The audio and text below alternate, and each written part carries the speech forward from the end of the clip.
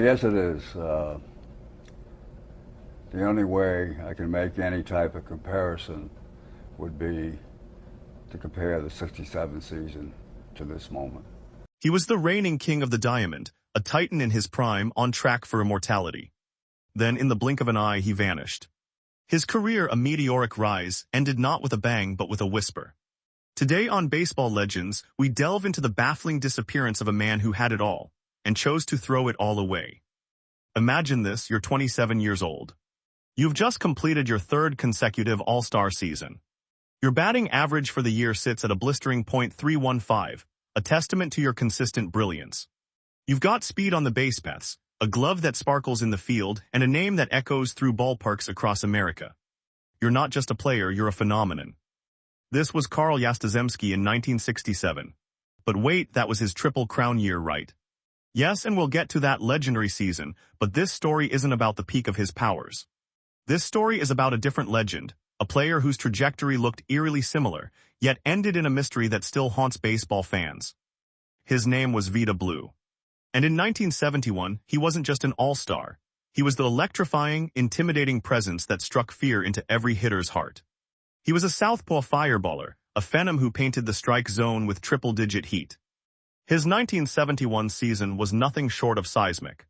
He went 24-8, a dazzling record that captured the imagination of a nation. His ERA, a minuscule 1.82.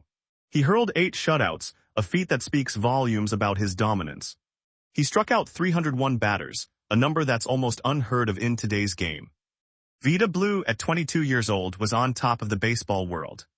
He was the American League MVP, the Cy Young Award winner, and an all-star.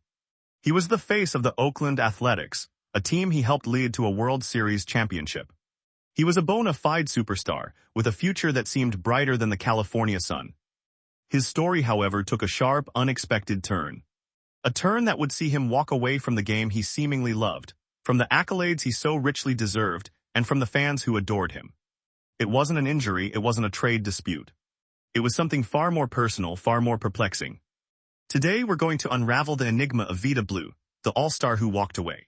Born Vida Rochelle Blue Jr. on July 28, 1949, in Mansfield, Louisiana, his early life was marked by a passion for the game that would define his youth and young adulthood. Growing up in Oakland, California, his raw talent was evident from an early age. He was a natural, a prodigy who seemed destined for greatness. The Oakland Athletics, a franchise undergoing its own transformation, saw that potential. They drafted him in the second round of the 1967 draft, a mere footnote in his monumental rise. The A's were building something special, a team of rebels and revolutionaries, and Vida Blue was poised to become its undisputed leader. His MLB debut came on June 21, 1969, and even then, the whispers of his extraordinary talent were undeniable. He flashed that legendary fastball, a weapon that seemed almost unfair. But it was the 1971 season that truly catapulted him into the stratosphere of baseball superstardom. This wasn't just a good year, it was a historically great year. 24 wins. An earned run average barely above water. Record-setting strikeout numbers. He was a complete pitcher, a force of nature on the mound. Think about the pressure on a young man like that. Their expectations. Their attention. He was thrust into the spotlight, a beacon of hope for their athletics and their passionate fan base. And he delivered. He excelled. He dominated. The MVP trophy, the Cy Young Award, the World Series ring, these were not just accolades. They were testaments to his incredible skill and dedication. He was living the dream that millions of young boys and girls aspire to. But beneath the surface of this glittering success, something was stirring. Something that would eventually lead him down a path no one could have predicted. It wasn't about a slump or a manager's wrath or a contract negotiation gone south. It was something simmering from within, a struggle that transcended the game itself. The roar of the crowd, the thrill of the win, the taste of victory, these were all part of his world. But they weren't enough. Not for Vida Blue. Not for the man who was already a legend at 22. The 1972 season saw Vida Blue continue his dominant pitching. He went 6-10, a down year by his already stratospheric standards, but still a significant contribution to the A's. He then followed that up with a 14-11 record in '73 and a 17-12 record in '74, helping Oakland win 3 consecutive World Series championships from 1972 to 1974. He was a vital part of that dynasty, a pitcher that managers relied on in crucial moments. He was a sensation. He played with an intensity, a swagger that captivated fans. He looked like a superhero on the mound, his powerful frame and electrifying fastball making him a sight to behold. He was signed to endorsement deals, appeared in magazines, and was on the cusp of becoming a true national icon. But as the successes mounted, so did the pressures. The constant travel, the demands of fame, the relentless scrutiny, it all began to take its toll. Vida Blue was grappling with personal demons that were far more formidable than any opposing hitter. In the midst of his prime, in 1972, while the A's were chasing another championship, Vida Blue received a rather unusual offer. It was from the Harlem Globetrotters. Yes, the legendary basketball team. They offered him a contract to play basketball for them. Now this might seem like a bizarre anecdote, a quirky footnote.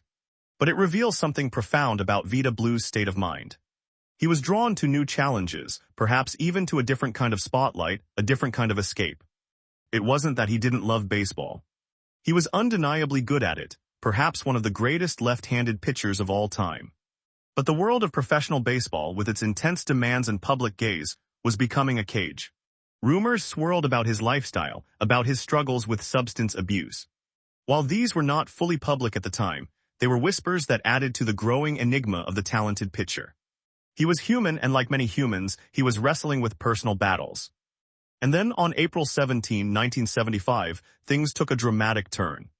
Vida Blue, a bona fide superstar, a 2-time All-Star and former MVP, was suspended for the entire 1975 season. The reason? He had violated baseball's policy on illegal drugs. This wasn't a simple suspension for a week or two. This was a year-long banishment. It was a shockwave that reverberated through the league. A player at the zenith of his career, deemed unfit to play. The implications were devastating. It wasn't just about the lost salary, the lost games, the lost statistics. It was about the lost momentum, the shattered aura of invincibility. It was a wound that would take years to heal, if it ever truly did. The suspension in 1975 was a watershed moment. It wasn't just a setback, it was a turning point that reshaped his career trajectory. The player who was once destined for the Hall of Fame was now battling to simply stay in the game. Upon his return in 1976, Vida Blue was a different pitcher. He was still effective, still capable of brilliance, but the all-consuming dominance of his early years had waned. He went 14-12 with a 3.45 ERA, a respectable season, but not the otherworldly performance that had made him a legend. The Athletics, a team in transition themselves, eventually traded him to the San Francisco Giants in 1978. The move was significant. He was no longer the ace, the unquestioned leader. He was a veteran pitcher, a valuable commodity, but no longer the centerpiece of a franchise. He played for the Giants for 4 seasons, continuing to put up solid numbers. In 1978, he went 18-10 with a 2.70 ERA. In 1979, he was 15-5 with a 3.32 ERA. He showed flashes of his old self, the power fastball still present, the competitive fire still burning. But the whispers of his struggles never completely disappeared. They lingered, a shadow over his once unblemished reputation. The addiction, the personal turmoil, these were battles he continued to fight off the field. He was traded to the Kansas City Royals in 1982. Life in baseball was becoming a grind, a far cry from the electrifying ascent of his youth. He started as a reliever for the Royals, a role that was a stark contrast to his days as an ace starter. His final MLB season was in 1986 with the Royals. He pitched in just 18 games, a final quiet curtain call for a man who had once commanded the roar of thousands. He finished his career with a record of 209-161, a commendable mark, but one that always felt like it could have been so much more. The numbers, though impressive, don't tell the full story. They don't capture the raw, unadulterated talent that was Vida Blue. They don't convey the electric atmosphere he created every time he took the mound. His career arc was a stark reminder of the immense pressure and personal struggles that can plague even the most gifted athletes. He had everything the world could offer, and yet he was battling forces within himself that were far more powerful. Many fans and analysts still ponder what might have been. What if he had stayed clean? What if he had found a way to navigate the complexities of fame and fortune? The what-ifs are a constant refrain in discussions about Vida Blue. Vida Blue's story isn't just about a talented athlete who stumbled. It's a cautionary tale, a poignant reminder of the human element in the often larger-than-life world of professional sports. After his playing career ended, Vida Blue continued to face challenges. He served prison time for tax evasion in the late 1990s, a further indication of difficulties he faced in managing his life and finances.